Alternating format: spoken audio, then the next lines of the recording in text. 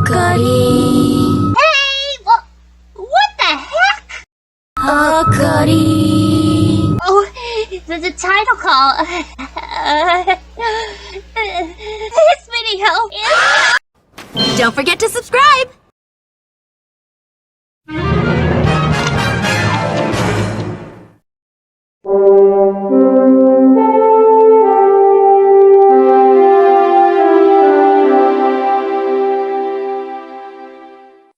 Hey! Welcome back to our review series of the October Halloween specials. In this video, we'll be reviewing the Peanuts It's the Great Pumpkin Charlie Brown. Here we go! Get this party started! Spoiler alert!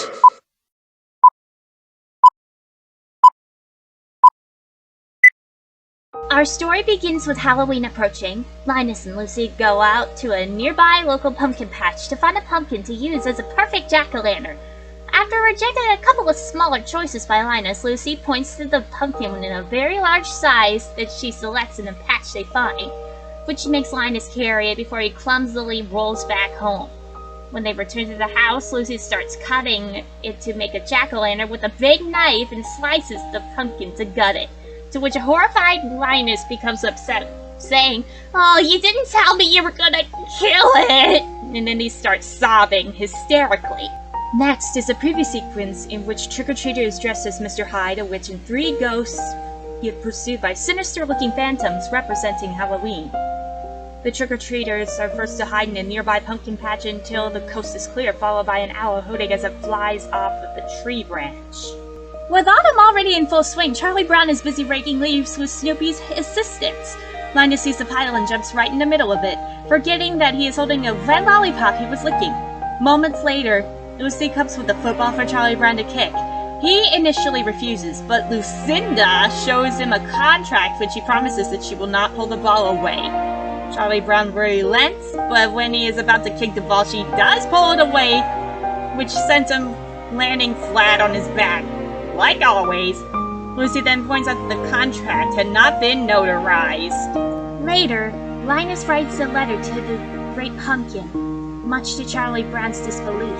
To Snoopy's laughter, Patty's assertion that the Great Pumpkin is a fake, and even to Lucy's violent threat to make Linus stop. "You better cut that out right now or I'll pound you!" Linus lamented in the letter that more people believe in Santa Claus than you. Then, let's face it, Santa Claus has already had more publicity, but being number 2, perhaps you try harder. A tongue-in-cheek reference to Ava's friend Akar's popular slogan of the time. Only Sally, Charlie Brown's younger sister, who is in love with Linus, supports him before Charlie Brown gets taken away. After Linus mails his letter to the Great Pumpkin, using his blanket to open the mailbox after Lucy refuses to help, Charlie Brown dances gleefully when he receives an invitation to go to Violet's Halloween party. His bubble is quickly bursted by Lucy, who explains that there are 2 lists. 1, people to invite, and 2, people not to invite. Lucy is certain Charlie Brown's name got on the wrong list.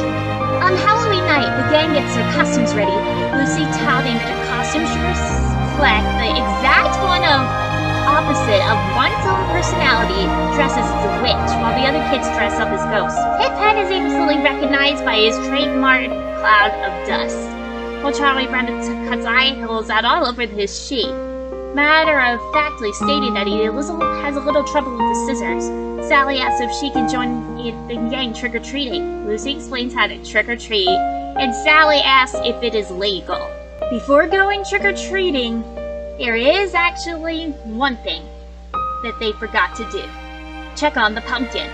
So they stop off at the pumpkin patch to make fun of Linus missing out on all the fun, just as he did the year before. Linus asks if they came to sing pumpkin carols. Linus remains convinced that the Great Pumpkin will indeed come, because he thinks the patch he is in is the paragon of sincerity, and he even persuades Sally to stick around and wait with him. The rest of the gang go off, leaving Sally and Linus all behind. During trick-or-treating, everyone else gets assorted candy, gum, apples, cookies, popcorn balls, and even money. However, at every house, Charlie Brown gets the same thing: a rock. I got a rock.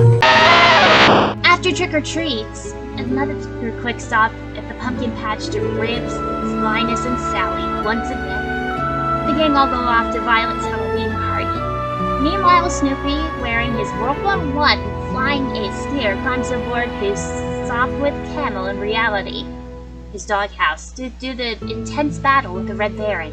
After being shot down, Snoopy makes his way across the countryside before briefly crashing the Halloween party.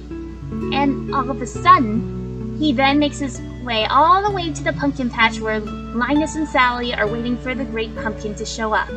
Linus hears Snoopy's rustling and believes it is the Great Pumpkin, when Snoopy, still hidden in the shadows, rises from the pumpkins. Linus promptly faints. When Sally sees it as only Snoopy, she becomes outraged over missing tricks or treats in the Halloween party, and threatens to sue Linus. She storms out of the pumpkin patch as the other children arrive in time to witness her tirade, leaving Linus all alone, still convinced that the Great Pumpkin will come. When promising to put in a good word for the others as they abandon him, he accidentally says if the Great Pumpkin comes instead of when. After he realizes his mistake, he declares that he is doomed and that one little slip like that can cause the Great Pumpkin to pass you by. Now all alone in the pumpkin patch, he calls out, "Oh, Great Pumpkin, where are you?"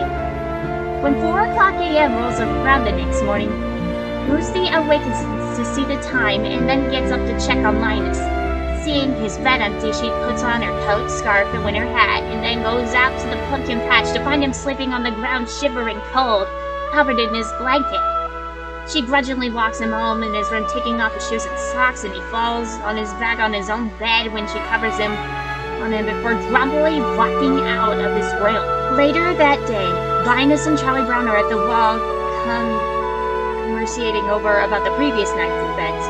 When Charlie Brown tries to console Linus by saying, "I've done a lot of stupid things in my life too," Linus was a few, and angrily vows to Charlie Brown that the Great Pumpkin will come next year, and is ranting and raving, continuing as the credits roll. Did you know that? For some unknown reason, many people believe that this is the first time this special aired on TV, and only the first time, and there was an added scene included, in which the Great Pumpkin was actually revealed.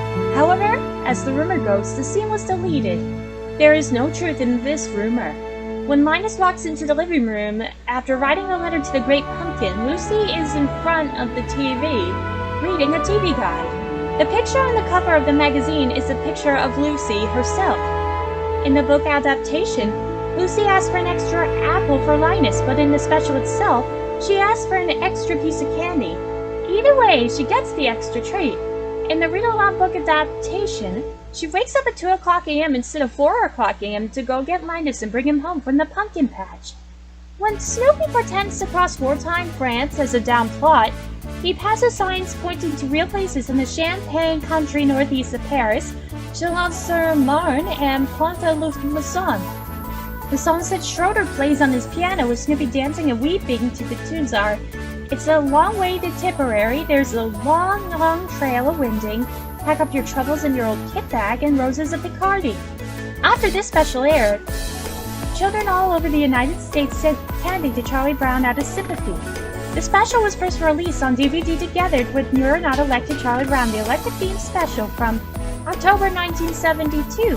It was later re-released with 1981 special It's Magic Charlie Brown. Kathy Steinberg had almost finished recording her lines of dialogue as Sally when the producers received a phone call from her mother informing that one of Kathy's teeth was loose. Fearing that a sudden lisp would ruin the continuity of her dialogue, the producers rushed the young actress into the studio to finish recording her lines. Just as Kathy was speaking her last line, the tooth came flying out of her mouth. Charlie Brown's costume has too many holes because he had trouble with scissors. This was inspired by a 1956 Halloween strip where Linus is the one who cut so many holes on his sheet. 3 music cues from the special would be reused in the educational short Clean the Air. The flying doghouse sequence during the opening credits of the Charlie Brown and Snoopy show was taken from the special. This is the first special to feature the football gag. Snoopy gives 3 toothy grins when Schroeder is saying "Pack up your troubles" and sings the lyrics "Smile, smile, smile." Pigpen is wearing glasses in this special. and it is the only one showing him wearing them. He is there see when he is bobbing for apples. The special was Snoopy and Shredder was cut when this special aired on NBC. In the special, Sally says welcome to the 20th century, but in the strip, she says welcome to 1962. The only child actor who did not return for this special was the actress who voiced Lucy, and her voice is not noticeably different in this special. Charlie Brown is treated generally well by the others in this special, despite his trick-or-treating problems. Was asked to model for a jack-o'-lantern design and the football game. The blockhead was saved for Linus. Linus ended up with more candy in the special than Charlie Brown did, the fact that Lucy saved a piece of candy for him. Even though he did not go trick-or-treating, Apple's arrangement with the public broadcasting service to air the flagship Peanuts holiday specials in 2020 was reached after October ended. But the special did not air on broadcast television that year. The special had its first airing on the public broadcasting service in 2021. Writer Ray Bradbury and his daughters tuned into the special in 1966. But they were so disappointed with the special, in which there was no Great Pumpkin. His girls got up and kicked the TV set, and this inspired him to write The Halloween Tree, a novel about 8 children who travel back in time to discover the origins of their Halloween costumes. To his surprise, the book became a children's book, even though it was for everybody. Charles Schultz wanted Peppermint Patty, and not Sally, with Linus in the pumpkin patch before the special aired in 1966. Even though Patty was seen in the beginning of the special, she was not at the Halloween party. Also, a male character who resembles a later cast member is seen next to Pip when they are bobbing for apples. And the I Gotta Rock meme actually does become popular. And to be honest, even if there is a Great Pumpkin, Linus would have his hopes and dreams kept alive to this day. Now you know! We give It's a Great Pumpkin Charlie Brown a perfect 5 out of 5. And this special's rating is a 10 out of 10. Next time, it's Sailor Moon Supers the movie. Please look forward to it.